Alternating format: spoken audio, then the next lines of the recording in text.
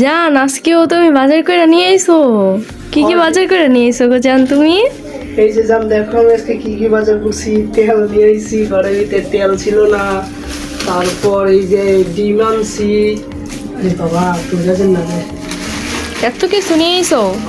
তারপরে যাও তোমার দিকে তোমার লুডুস নিয়ে আইছি। আরে আমার ফেভারিট জিনিস।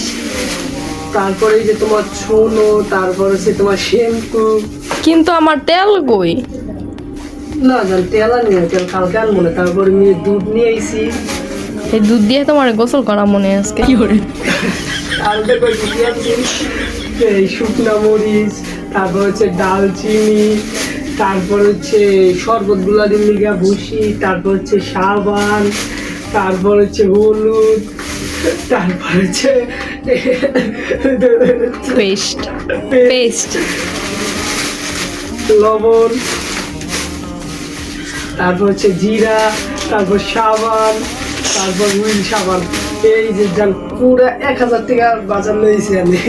আল্লাহ, তুমি এত টাকার বাজার করে নিয়ে আইছো? আনছি এগুলা।